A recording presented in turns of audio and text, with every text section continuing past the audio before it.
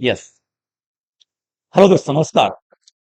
हम भैया लेके आए श्री सांवरिया कोचिंग क्लासेस। आपके सामने राजस्थान का समसामयिक घटना, राजस्थान का करंट अफेयर्स। जी हाँ दोस्तों, हम शुरुआत करने जा रहे हैं श्री सांवरिया कोचिंग क्लासेस चित्तौड़गढ़ के लोग। भैया हम राजस्थान करंट अफेयर्स, इसमें हम कुछ प्रश्न पढ़ने वाले हैं। पहला जो क्वेश्चन है आपका करंट अफेयर्स का, बहुत ही अच्छा क्वेश्चन है। सुने मेरी बात आप और ध्यान से समझें। भैया जी, पहला क्वेश्चन है कि राजस्थान बजट 2026-27 में घोषित मुख्यमंत्री लखपति दीदी योजना के तहत संशोधित ऋण सीमा क्या है? भैया जी, यहां प्रश्न पूछा इसने, मुख्यमंत्री लखपति दीदी योजना। पहले हम बात करते सर, ये लखपति दीदी मुख्यमंत्री योजना है क्या? तो भैया आपको बता दूं, ये जो योजना है, इस योजना की शुरुआत होती है आधिकारिक रूप से, अधिकारित जो इसकी शुरुआत होती है भैया, वो होती पहली बार 23 दिसंबर 2023 में इसकी आधिकारिक रूप से पहली बार शुरुआत होती है। और इसकी शुरुआत होती है हमारे राजस्थान का जिला है जैसलमेर। जैसलमेर से इस योजना की शुरुआत मानी गई। सर, इस योजना में हुआ क्या? लखपति दीदी, दीदी यानी कि बहनें, माताएं, तो भैया ऐसी महिलाएं जो SHG से जुड़ी हुई है, स्वयं सहायता समूह की जो महिलाएं हैं, प्लस जो राजीविका से जुड़ी हुई जो महिलाएं हैं, इन महिलाओं को उद्यमी बनाने के लिए भैया, इन महिलाओं को उद्योग धंधे लगाने के लिए, आत्मनिर्भर बनाने के लिए सरकार ने भैया एक योजना चलाई है जिसका नाम है मुख्यमंत्री लखपति दीदी योजना। इसमें ऐसी महिलाएं जो स्वयं सहायता समूह से जुड़ी हुई है या राजीविका से जुड़ी हुई महिला है, वो महिलाएं खुद का एक छोटा सा बिजनेस स्टार्ट कर सके, खुद का एक व्यापार शुरू कर सके, इसके लिए सरकार ने इस योजना की शुरुआत की। सरकार ने कहा हम इन महिलाओं को उद्योग लगाने के लिए भैया 1 लाख रुपए का ऋण देंगे। कितना देंगे? 1 लाख रुपए का हम क्या देंगे? ऋण देंगे। और हाँ भैया जी, सरकार ने यह भी कहा कि इनसे जो हम ब्याज लेंगे इस 1 लाख रुपए का, वो 1.5% की दर से इनसे ब्याज वसूल किया जाएगा। लेकिन हाल ही में भैया जी, ये तो अपनी लखपति दीदी योजना हो गई। हाल ही में राजस्थान बजट 26-27 में घोषणा हुई है कि जो महिलाओं को 1 लाख रुपए की राशि दी जा रही थी, वो बढ़ा दी है। और 1 लाख की जगह पर भैया जी अब महिलाओं को दिया जाएगा 1.5 लाख है, यानी कि भैया 1.5 लाख रुपए की राशि प्रदान की जाएगी। यही है लखपति दीदी योजना। तो भैया इसने यही कहा है कि 26-27 में लखपति दीदी योजना के तहत संशोधित ऋण की सीमा क्या है? तो भैया इसमें ऋण कितना दिया जाएगा? 1.5 लाख रुपए का। जब शुरू हुई थी उसमें 1 लाख रुपए का ऋण दिया था, और वर्तमान में अब 1.5 लाख रुपए का लोन महिलाओं को दिया जाएगा। यह है लखपति दीदी योजना। बात करते हैं अगले प्रश्न की ओर। बहुत ही शानदार प्रश्न सूचना आपका। भैया जी, राजस्थान में ग्रामीण क्षेत्रों में 100 दिनों का गारंटीकृत वेतन रोजगार उपलब्ध कराने के लिए मुख्य रूप से कौन सी योजना उत्तरदायी है? भैया क्या कहा इसने कि ऐसी कौन सी योजना है जो 100 दिन का गारंटी से आपको क्या देगी? रोजगार देगी। भैया क्या देगी? रोजगार देगी। तो आपको बता दूं भैया, 100 दिन का रोजगार गारंटी से, वो भी राजस्थान में ग्रामीण क्षेत्र में देने का जो योजना है, वो अपनी योजना कौन सी है? मनरेगा। कौन सी योजना भैया? मनरेगा। आपको बता दूं, मनरेगा इसको जो इसकी शुरुआत हुई थी, पहली बार जो शुरुआत हुई थी भैया जी 2006 में इसकी पहली बार क्या हुई थी? शुरुआत हुई थी। और शुरुआत के समय इस योजना का नाम था नरेगा। क्या नाम था? नरेगा। और बाद में 2009 में भैया, 2 अक्टूबर 2009 में नरेगा का नाम बदल दिया और इसका नाम बदल कर दिया मनरेगा। क्या नाम कर दिया इसका? मनरेगा। मनरेगा का मतलब क्या है भैया जी? मनरेगा का मतलब क्या है कि महात्मा गांधी योजना। भैया इंपोर्टेंट, मनरेगा का मतलब है आपका क्या? महात्मा गांधी। क्या है बोलो? महात्मा गांधी राष्ट्रीय ग्रामीण रोजगार गारंटी अधिनियम। भैया जी, मनरेगा 2009 में इसका नाम कर दिया था मनरेगा। मनरेगा बोले तो महात्मा गांधी राष्ट्रीय ग्रामीण रोजगार गारंटी अधिनियम। भैया 2009 में इसका नाम मनरेगा कर दिया। इसके तहत डिसाइड किया कि भैया ग्रामीण लोगों को 100 दिन का रोजगार गारंटी के साथ दिया जाएगा। यही है योजना, कौन सी? मनरेगा। याद रखना, इसी योजना का नाम क्या है? मनरेगा। और आपको मैं बता दूं भैया जी, हाल ही में 1 जुलाई 2026 में, याद रखना इंपोर्टेंट, 1 जुलाई 2026 में इस जो मनरेगा योजना है, इसका नाम भैया क्या कर दिया? बदल दिया। इसका नाम बदल कर क्या कर दिया? वीबी, यस, क्या नाम कर दिया? वीबीजी राम जी।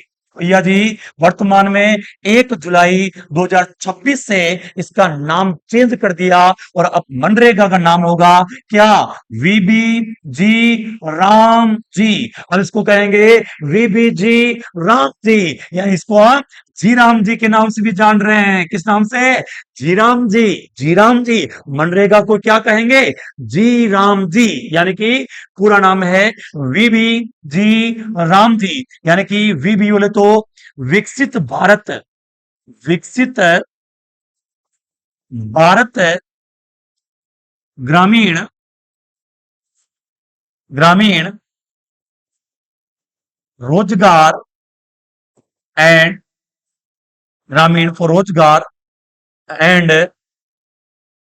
आपका विकसित भारत ग्रामीण रोजगार एंड आजीविका मिशन, एंड आजीविका मिशन गारंटी। तो भैया इंपोर्टेंट, जो वर्तमान में मनरेगा का नाम बदलकर क्या किया? वीबीजी राम जी, यानी कि विकसित भारत ग्रामीण रोजगार एंड आजीविका मिशन गारंटी। भैया अब इसको हम कहेंगे जी राम जी। और भैया इसी मनरेगा के तहत भैया कितने दिन का रोजगार दिया जाएगा?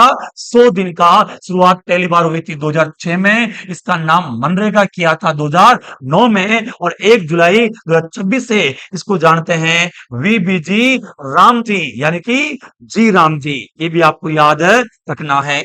चलते हैं अगले प्रश्न की ओर। भैया जी, क्वेश्चन नंबर 3, ओलंपिक, यहां हम बात करें पेरिस ओलंपिक 2024 की। एकल संस्करण में 2 ओलंपिक पदक जीतने वाली पहली भारतीय महिला कौन बनी है? तो आपको बता दूं, थोड़ी सी बात करते हैं पेरिस ओलंपिक की। भैया जी, पेरिस ओलंपिक 2024 से, सर जी आपको बता दूं, जो ओलंपिक है, ये ओलंपिक हर 4 साल में एक बार होते हैं। हर 4 वर्ष में एक बार ओलंपिक होता है। भैया जी पहले हुआ था 2020 में। कब हुआ था? 2020 में हुआ था। वो हुआ था टोक्यो में, टोक्यो ओलंपिक। ये हुआ था भैया कहां पर? जापान में। भैया जी फिर 2024 में हो गया आपका। 2024 में भैया कहा हुआ अपना? पेरिस में। पेरिस कहाँ है? फ्रांस की राजधानी। तो भैया पेरिस ओलंपिक कहाँ हुआ था आपका? ये फ्रांस में हुआ। अब सर कब होगा? तो अब ये 4 साल बाद होगा। यानी कहा सर कब होगा? 2028 में होगा। सर होगा कहाँ? एलिस एलिच ओलिंसन। भैया कहाँ पे होगा? ये भी आपको याद रखना है, इंपोर्टेंट। जो होगा लॉस एंजिल्स, एक जगह है जिसका नाम है क्या है? लॉस एंजिल्स है। भैया इंपोर्टेंट। 2020 में हुआ था टोक्यो जापान में। 2024 में हुआ था पेरिस फ्रांस में। 2028 में कहां पे होगा? लॉस एंजिल में। भैया जी अभी पेरिस ओलंपिक की बात करें, पेरिस ओलंपिक में पहला जो स्थान प्राप्त किया था वो किया था यूएसए ने। दूसरा जो स्थान प्राप्त किया था वो किया था हमारे चीन ने। और भारत की बात करें भैया, तो जो भारत है, भारत ने पेरिस ओलंपिक में कुल 6 पदक जीते। कितने जीते भैया? 6 पदक जीते। 6 में से एक पदक है सिल्वर था, एक पदक सिल्वर था, और 5 जो पदक थे वो कांस्य पदक है। तो भैया पेरिस ओलंपिक ने, भारत ने कुल 6 पदक जीते। 6 में से एक सिल्वर पदक था और भैया एक क्या था, सॉरी 5 क्या थे, कांस्य पदक है। ये सिल्वर का याद रखियो, सिल्वर पदक जीता था नीरज चोपड़ा ने। भैया किसने? नीरज चोपड़ा। और नीरज चोपड़ा का संबंध किस खेल से है? भाला फेंक। क्या बोलो? भाला फेंक है। भैया नीरज चोपड़ा ने पेरिस ओलंपिक में भैया क्या फेंका था?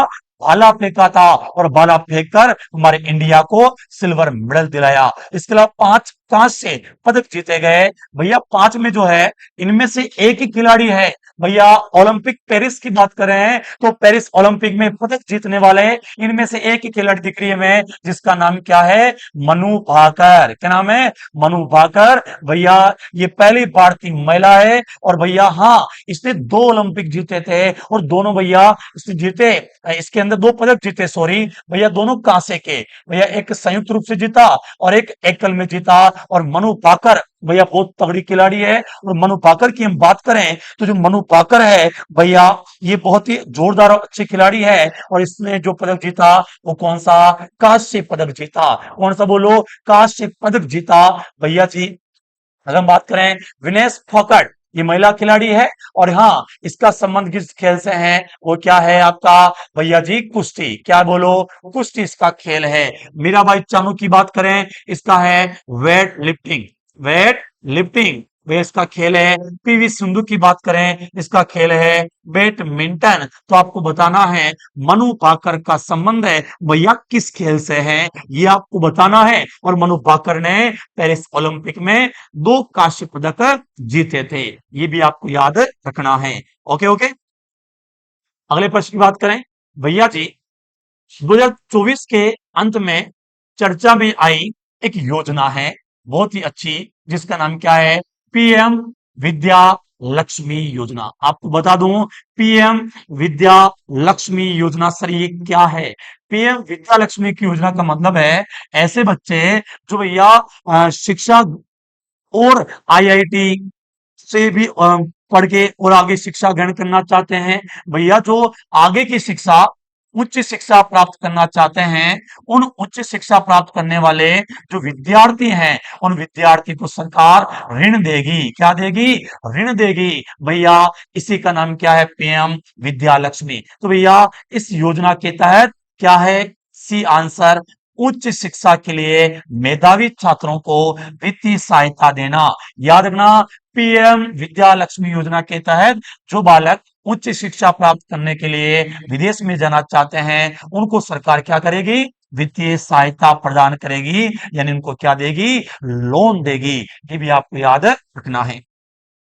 अगला प्रश्न है भैया जी, भारत की हरित क्रांति की बात कर रहे हैं। भारत की हरित क्रांति में भूमिका के लिए 2024 में मरणोपरांत किसे भारत रत्न दिया गया? भैया जी आपको बता दूं, भैया जब भी बात आती है हरित क्रांति की, आपके सामने नाम आता है किसका?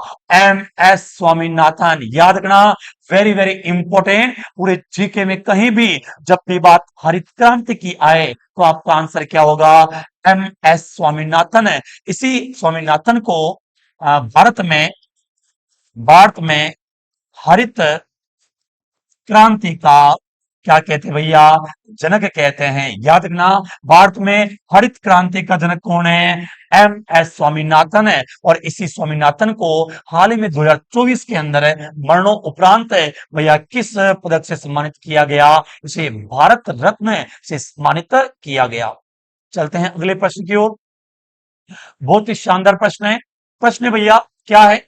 पीएम पीएम जनमत मिशन। याद रखना, इंपॉर्टेंट है। पीएम जनमत मिशन के बारे में कौन सा कथन सही है? तो भैया सुनो मेरी बात, ये क्या है भैया जी? इसका उद्देश्य विशेष रूप से कमजोर जनजाति समूह का विकास करना है।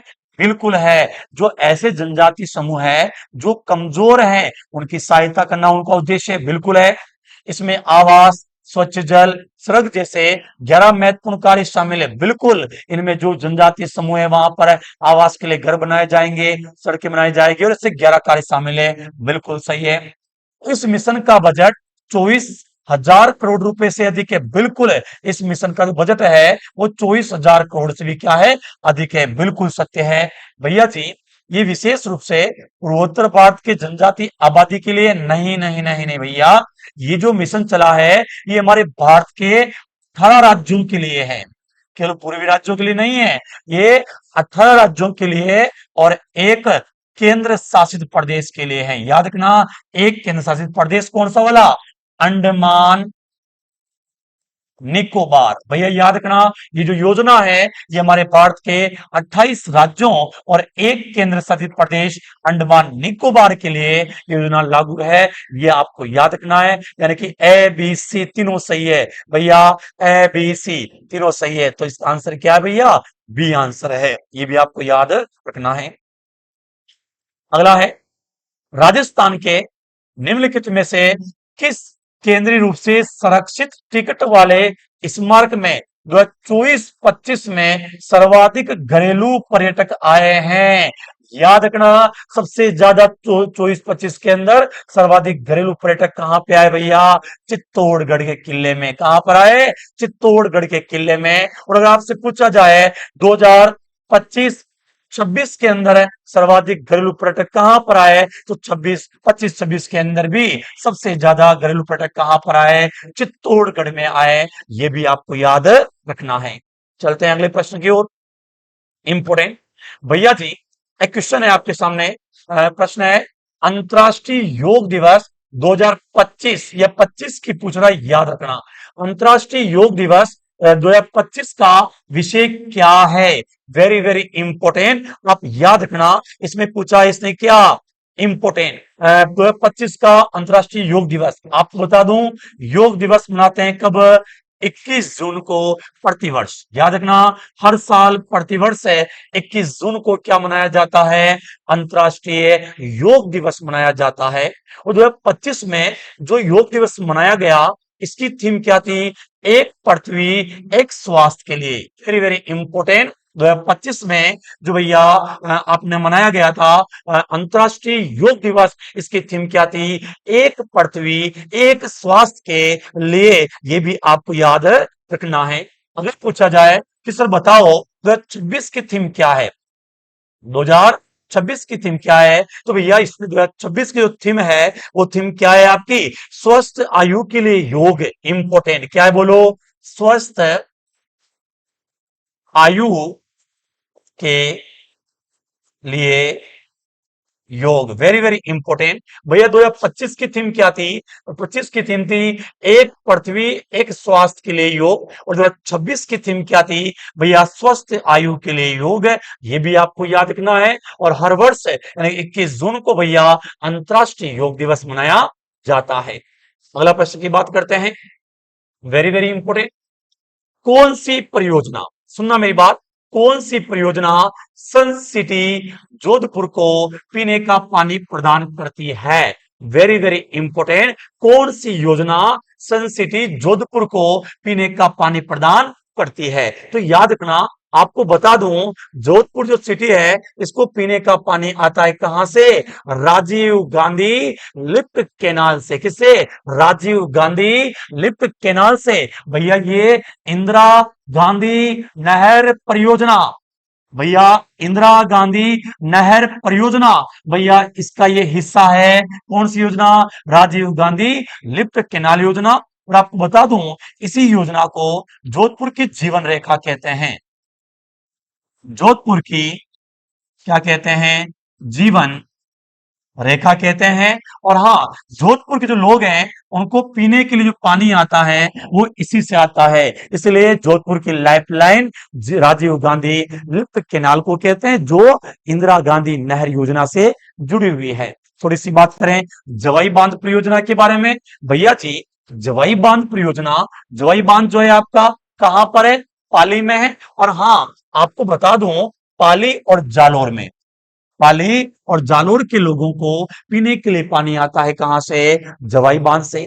जाखम परियोजना की बात करें, जाखम परियोजना, ये परियोजना आपकी कहां चलती भैया? प्रतापगढ़ में। विसलपुर परियोजना की बात करें तो विसलपुर परियोजना ये अपने कहां पे भैया? टोंक में है। और भैया टोंक अजमेर आदि जो क्षेत्र है यहाँ के पीने के लोगों को पानी मिलता है। अभी जो हमारा प्रश्न है वो सन सिटी जोधपुर के लोगों को पीने का पानी कहां से मिलता है? राजीव गांधी लिफ्ट कैनाल योजना से। जी हाँ दोस्तों, ये हमने आज कुछ क्वेश्चन डाले हैं।